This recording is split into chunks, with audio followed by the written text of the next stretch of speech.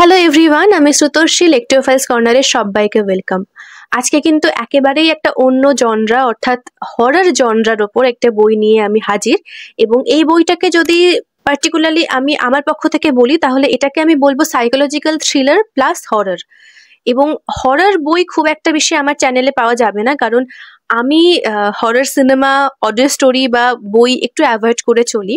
কিন্তু এই বইটা, যে বইটা রিভিউ আজকে করতে চলেছি, এই বইটার অনেক জায়গায় রিভিউ দেখেছি এবং অনেক জায়গায় বইটা সম্পর্কে জানার পরে আমার একটু কৌতূহল সৃষ্টি হয় যে এমন কি ভয়ঙ্কর জিনিস রয়েছে যেটা সবাই আমাকে পড়তে বারণ করছে, বা এমন কি ভয়ঙ্কর জিনিস রয়েছে যার জন্য পাঠক মহলে এই বইটা জনপ্রিয়। তো এই একটা কারণের জন্য এই বইটা আমি নিয়ে নিই এবং বইটা পড়া শুরু করি। তবে বইটা পড়ার পরে আমার অনেক রকম মিশ্র অনুভূতি হয়, কিছুটা ভালো কিছুটা খারাপ, সবটাই আজকের ভিডিওতে আপনারা জানতে পারবেন।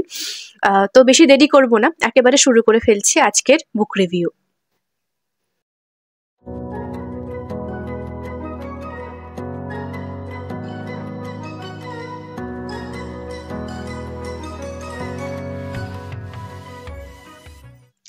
তো আজকে যে বইটার কথা বলবো সেটি হচ্ছে ত্রিজিৎ করের লেখা সুইটু। এই বইটা সম্পর্কে বহু কথা শুনেছি, বহু রিভিউ দেখেছি, এবং যেহেতু বাংলা সাহিত্যের একটা বিরাট অংশ জুড়ে রয়েছে ভৌতিক গল্প বা এই হরর জনরা, এইটাকে আমি যেহেতু এতটাই নেগলেক্ট করে চলি বা এতটা ভয় পাই বলে হয়তো পড়ি না, তো অনেক কিছুই কিন্তু আমি মিস করে যাই।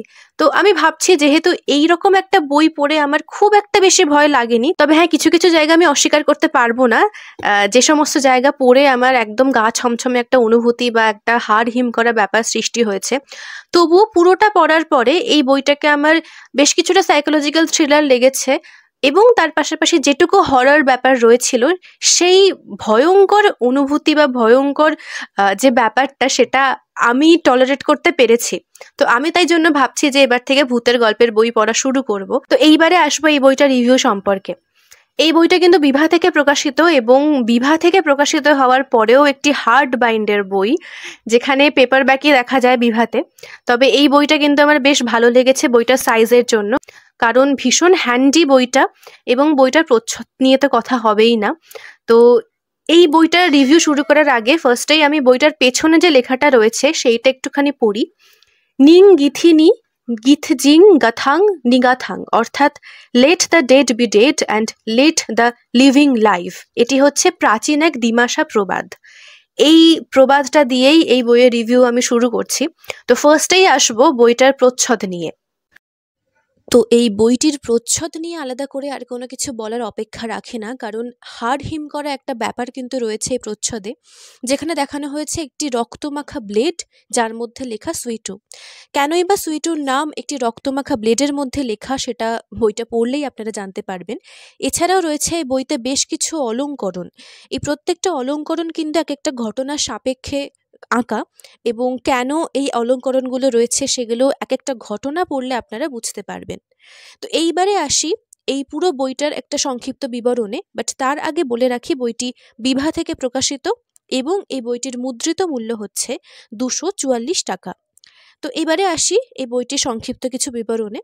এখানে দেখানো হয়েছে আসামের এক পাহাড় ঘেরা গ্রাম চাপটুক। সেই গ্রামেরই এক কনভেন্ট স্কুলে একের পর এক ঘটে চলেছে রহস্যজনক আত্মহত্যা। কিন্তু কেন? কি হবে স্কুলের গ্রাউন্ডে রক্ত পড়লে? স্কুলের রাইট উইংয়ের 3 তলা কেন ছাত্রদের জন্য নিষিদ্ধ?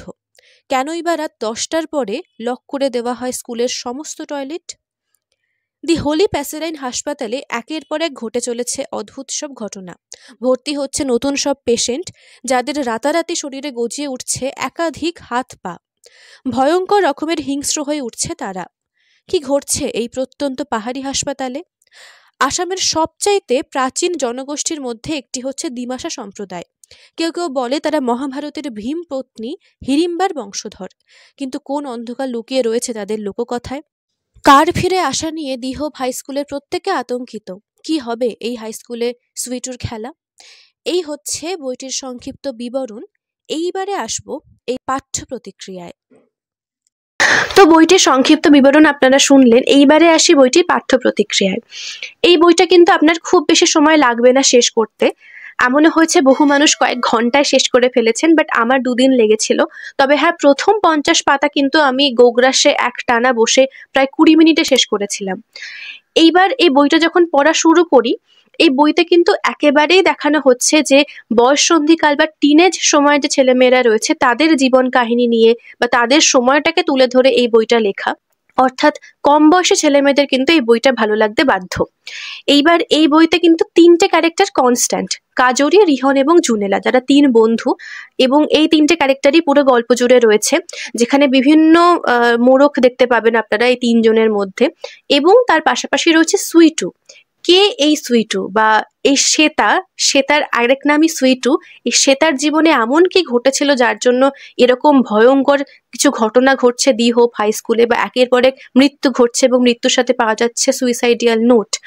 এবং এর পাশাপাশি এটাও দেখিয়েছেন লেখক যে কিভাবে বয়ঃসন্ধিকালে প্রেম বা ভালোবাসাকে হাইলাইট করা হয়, বা এই প্রেম ভালোবাসা থেকে যদি প্রত্যাখ্যান পাওয়া যায়, সেই প্রত্যাখ্যানকে মেনে নিতে না পেরে কিন্তু বহু ছাত্রছাত্রী সুইসাইড করে, তাদের জীবন শেষ করে দেয়, বা তাদের জীবনের যে আশার আলো সেটাকে তারা কিন্তু হারিয়ে ফেলে। সুইটু বইটা কিন্তু ঠিক সেরকমই ঘটনার পরিপ্রেক্ষিতে লেখা, এবং এখানে বহু সুইসাইড দেখানো হয়েছে, একের পর এক মৃত্যু ঘটছে দি হোপ হাই স্কুলে, এবং সেই মৃত্যুতে কিন্তু সেখানকার শিক্ষক শিক্ষিকাদের মধ্যে অদ্ভুত এক রহস্যজনক ব্যাপার সৃষ্টি হয়েছে প্রথম থেকেই। অর্থাৎ আপনার মনে কিন্তু অনেক প্রশ্ন আসবে বইটা পড়তে গিয়ে, যে কেন এরকম হচ্ছে, বা কেন রাত্রিবেলা টয়লেট করতে যাওয়া বারণ, বা স্কুলের গ্রাউন্ডে যদি রক্ত পড়ে তাহলে কিভাবে সেই রক্ত থেকে কোনো অশুভ শক্তির আহ্বান হচ্ছে, বা সুইটুকে কিভাবে কে রক্ত দিচ্ছে তাকে ফিরিয়ে আনার জন্য, কেন সুইটুর এই দি হোপ হাই স্কুলের মধ্যে এত প্রতিহিংসা বা এত রাগ ক্রোধ রয়েছে এই স্কুলটার প্রতি। সব রহস্যের সমাধান এই বইটার শেষে এসে আপনারা পাবেন।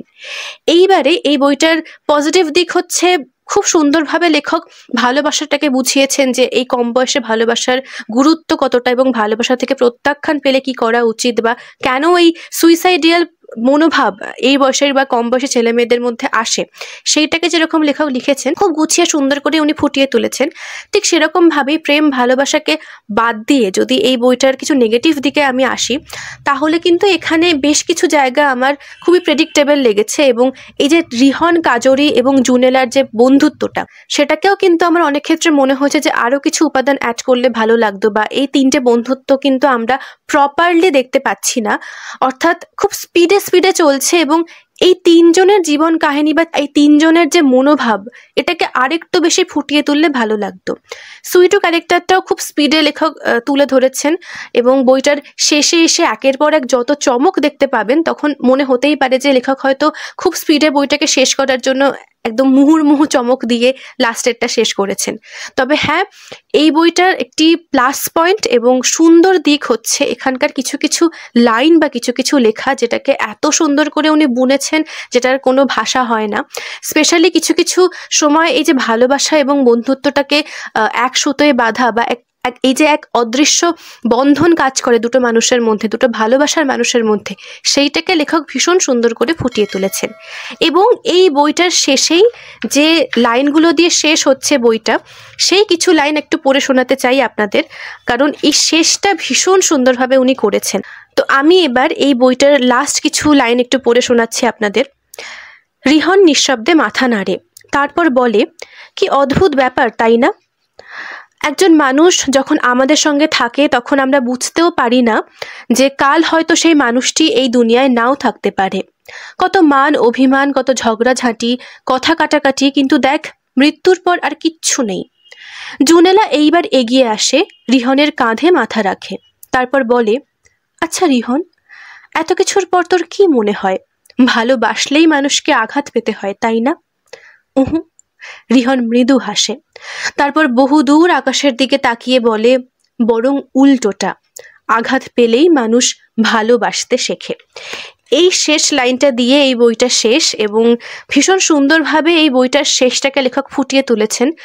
যদিও এই বইটার বেশ কিছু নেগেটিভ পয়েন্ট আমি বললাম, তবে কিছু কিছু জায়গা আমাকে মানতে বাধ্য যে একদমই হাড় হিম করা ব্যাপার বা একটা গা ছমছমে ব্যাপার আপনার তৈরি করে দেবে।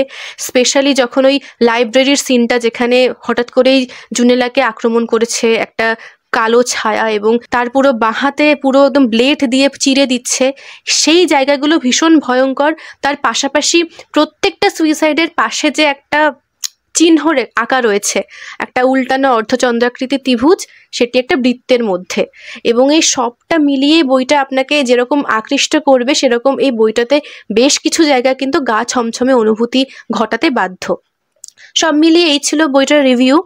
এবং বইটাকে আমি পার্সোনালি 5-এ 4 দিচ্ছি, কারণ কিছু কিছু জায়গা আমার আরও বেশি এক্সপেকটেশনস ছিল, বা আমার মতো একটা ভৌতিক গল্পে ভয় পাওয়া একটা মেয়ে বা একটা পাঠক, যে কিনা ভূতের গল্প একদমই পছন্দ করে না ভয় পাওয়ার জন্য, তার একেবারে সেই এক্সট্রিম লেভেলের ভয়টা আসেনি, সেইটার জন্য আমি একটু ডিসঅ্যাপয়েন্ট হয়েছি। যদিও এই বইটা যারা আমার বন্ধুরা পড়েছে তাদের অনেকেরই ভীষণ ভালো লেগেছে, বা সেই গা ছমছমে ব্যাপারটা বা সেই ভয়ের ব্যাপারটা তারা ফিল করতে পেরেছে। তবুও আমি আমার মতো করে রিভিউটাকে সাজালাম, এটা আমি আমার পার্সপেক্টিভ থেকে বললাম যে আমার ঠিক কীরকম লেগেছে। অবশ্যই বইটার আপনারা পড়তে পারেন, এবং গা ছমছমে অনুভূতি যদি আপনারা চান তাহলে অবশ্যই এই বইটা আপনাদের জন্য আদর্শ, বা যারা ভূতের গল্প পড়তে ভালোবাসো তাদের জন্য এই বইটা কিন্তু আদর্শ। এই ছিল আজকের সুইটুর রিভিউ, ত্রিজিৎ করের লেখা অন্যান্য বই। এবার আমার নেক্সট টার্গেট ভৌতিক জনরার ওপর। সুতরাং এই ছিল আজকের সুইটু রিভিউ। ভালো লাগলে ছোট্ট করে লাইক, কমেন্ট, শেয়ার এবং সাবস্ক্রাইব করতে ভুলবে না। অবশ্যই ফেসবুক এবং ইনস্টাগ্রামে ফলো করতেও ভুলবে না। খুব শীঘ্রই আসছি পরের সপ্তাহে অন্য কোনো বইয়ের রিভিউ নিয়ে। ততদিন পর্যন্ত ভালো থাকো, সুস্থ থাকো, ভালো ভালো বই পড়া অভ্যেস করো, এবং আজকের মতো টাটা।